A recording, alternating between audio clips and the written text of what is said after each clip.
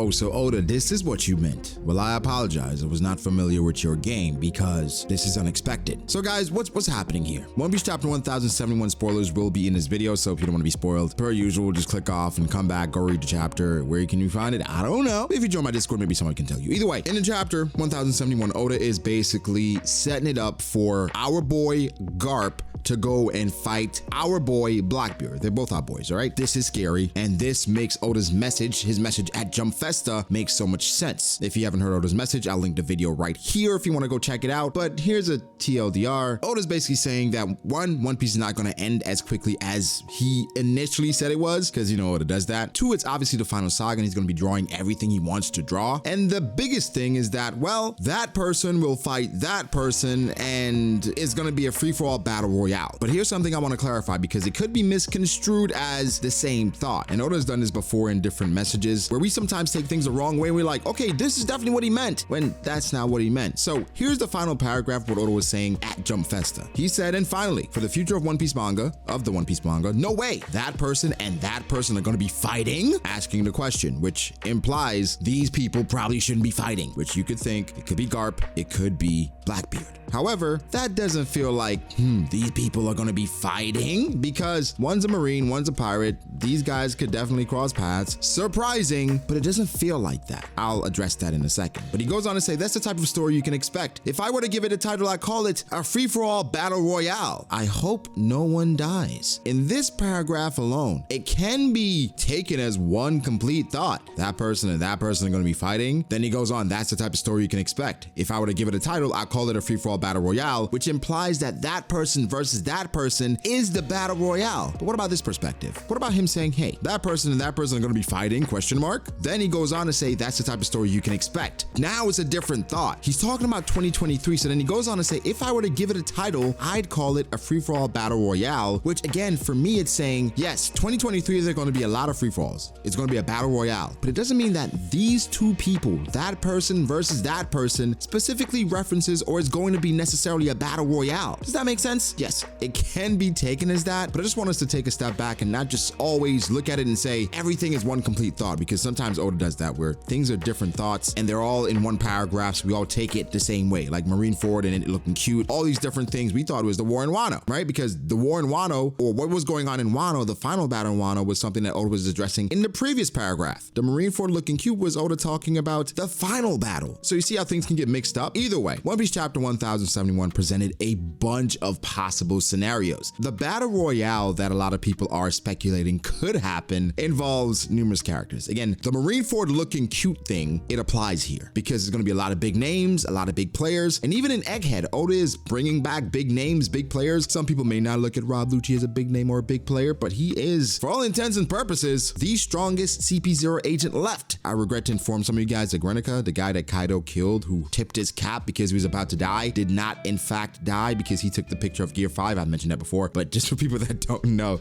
he's alive. But Rob Lucci is the strongest CP0 agent. Either way, Kizaru is about to pull up to Egghead. Garp is supposedly about to pull up on Blackbeard. Kid is in Elbaf, who a lot of people speculate for it to be Shanks' territory. Law is currently fighting Blackbeard. Kobe is captured. Aokiji is, from what we know, working under Blackbeard as a Blackbeard pirate. The drip changed. He looks just like a Blackbeard pirate now. Saul, for whatever reason, is in Elbaf, or for whatever reason, he's alive. Things are starting to move in a direction where I'm like, okay, Oda, you can't trick me anymore. I'm familiar with your game, or at least that's what I thought, until he broke my ankles this week saying Garp is gonna go fight Blackbeard. Now again, people are saying Garp has learned his lesson. Garp is going to go after Kobe because, well, he didn't save Ace. Completely different situations, not gonna get into that right now, or maybe we should. Okay, really quickly, the reason why Garp and Kobe and Garp and Ace are completely different things is, well, one, Kobe has not done anything wrong, okay? Kobe has lived his life and been an upstanding Marine, and for Garp, he cannot let this kid die because he raised him, for the most part, as a Marine. For Ace, Ace was a pirate. Garp tried to make him a Marine, right? He tried everything in his power to put Ace on the correct path, even though Ace and his lineage, who knows if he would ever be accepted by the world government. I mean, Garp is a D himself and he's accepted, but would the son of Roger be accepted into the Marines? I mean, that could be a war cry for them saying, hey, Roger, the Pirate King, his son is now a Marine. Look at that. you should be a Marine too. So things could work out that way. But Ace went on to be a pirate, an outlaw, going against the rules. And for Garp, it's not that simple to just save his quote unquote son or grandson because he broke the rules. And I think Garp did all he could within the boundaries of what he could do while not losing his honor or losing his position, because he let Luffy beat him, right? He let Luffy get past him, where we know at that point Garp could just flick Luffy away with no issue. However, completely different situations. They both chose different paths, but you can speculate and say Garp did learn from Ace, and that's why he's being so forward with what he's doing. Now, there's a lot of issues with what Garp is doing. Let's not just go past that. He's about to go and challenge a Yonko. In the previous chapters, Akainu himself has highlighted how important it is, not even just Akainu, Kaku, Stussy, how much of a big deal it is when you go challenge one of these guys, because they are not government officials at all, but they maintain the balance. And if you engage, that's big news for the world government, because they might have to possibly protect you, protect different things. So Garp going and doing this, big no-no for the world government. This is not what they want. Garp does not care. He has never cared as long as he's been a Marine, and they allow it because, well, he's the hero of the Marines. At some point, I wonder if they get sick of him and they say like, okay,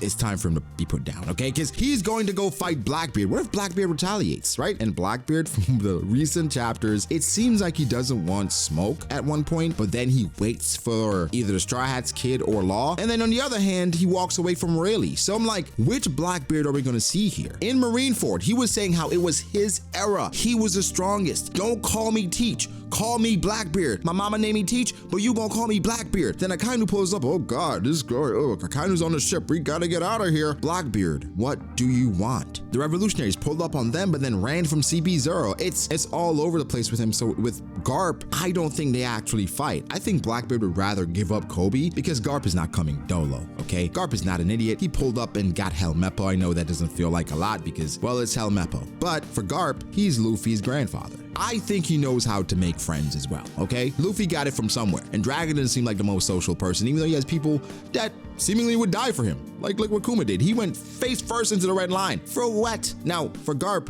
I don't think he pulls up alone. More than likely pulls up with Sengoku. More than likely pulls up with Suru. And at that point, we have a battle on our hands. So for Blackbeard, it's like, do I fight the hero of the Marines? And Sengoku, former fleet admiral, and Suru, a vice admiral who probably could have been elevated to admiral if she wasn't so obsessed with Doflamingo. Who knows? No, probably not. Here's Kobe. But we don't know Blackbeard's plans for Kobe. Maybe that's what he wanted all along. Barter in exchange for something else. He took him for a reason. Could be a part of his grand plan. But is this part of the battle royale? Who the hell knows? Because if Garp goes at Blackbeard, people are going to get wind of it. Maybe Cross Guild gets involved, right? And at that point, we have a true battle royale. Remember I was talking about that person versus that person? It does not feel like Garp versus Blackbeard. And that person versus that person that will be completely shocking is Garp versus Aokiji. Reason being, well, so many times it's been referenced in the story that Aokiji looks up to Garp. Garp was his Marine that he wanted to be like. He owes him a debt. And Marineford saved Luffy from Akainu from different things because, hey, I owe your grandfather. But at this point, Aokiji is deep undercover, okay? He went to Whole Cake Island, took out commanders, took out all these different people,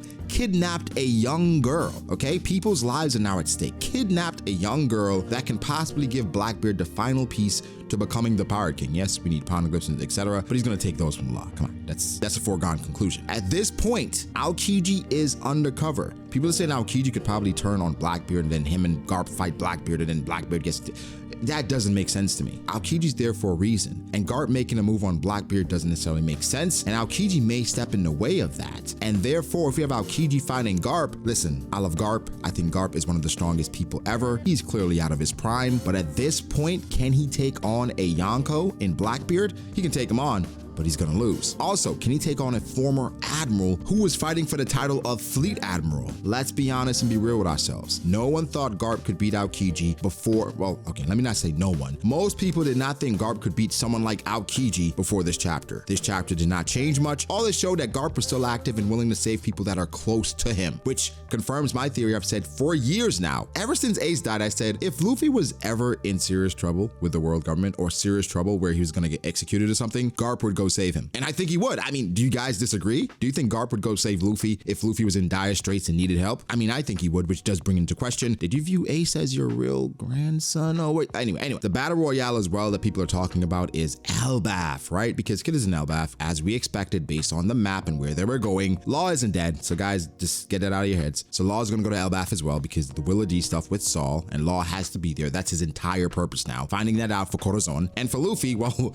they're going to Elbaf now with Vegapunk, and Vegapunk may reveal some things to Saul or exchange information and may get some more conclusions in regards to the Will of D, and that's exactly what we need. So Luffy, Law, and Kid back in Elbaf. Who else is there? Well, I can think of 2 dead people that aren't really dead that may have a vendetta. And then also we got to wrap up that story that started in Elbaf with the biggest mom herself. Yes, Big Mom I think will be in Elbaf as well. But guys, here's the silver lining. With Luffy and Kid and Law getting as strong as they have, Oda does not have to make Big Mom look like a fool anymore. I want you to understand, Oda has Big Mom looking like a fool time and time again because people that she was fighting, they weren't strong enough to do much to her. So how do we make it seem like they can escape or have a chance or do something? We have to make her look like the village idiot. But then you go on the rooftop where those guys, they're more competent, they're holding their own. Big Mom for a bit was outshining Kaido, where I'm like, oh, Big Mom, she was going crazy. So it's in her. It's just that for narrative purposes, she can't do too much. In Elbaf though, Luffy's now a Yonko, gotten a lot stronger. Law and Kid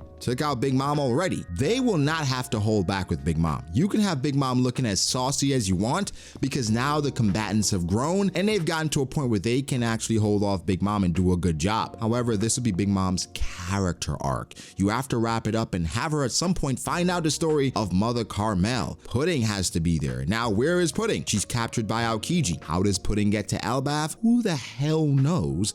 But I think it would wrap it up pretty nicely. Pudding is in Elbaf, Big Mom is in Elbaf, Straw Hats are in Elbaf. Big Mom finds out about what exactly happened, and then they take her old ass back to Whole Cake Island, okay? And then she retires, Katakuri becomes a Yonko, and then Katakuri becomes one of the strongest characters in the story. Okay, you can probably leave out the last part about Katakuri. Either way, I think this battle royale is going to be insane because, again, people are speculating that Elbaf could be Shanks' territory. So, with that being said, if we got Shanks, Luffy, Big Mom, even Kaido, Kid, Law, and even others showing up in Elbaf, that could be an insane battle royale that Oda could be referencing, or it could be in Hachinosu, where Garp and Blackbeard go at it, and somebody catches wind like Crossgill. They go over there to possibly capture the Marine Garp because that bounty could be really juicy. So we could have a full-on battle royale on both fronts, guys. It could get really insane, but give me your thoughts. Which battle royale makes the most sense or is more likely to happen, or both kind of could happen? But yeah, give me your thoughts. Make sure to like the video if you did. Subscribe to the channel for more content like this. Follow me on Twitter at BrogDAce. Follow me on Instagram, brogdy.ace. Thank you to my patrons. I appreciate you guys so much. Thank you to my members. I really appreciate you guys as well. And guys, well, I'll catch you in the next one. Peace.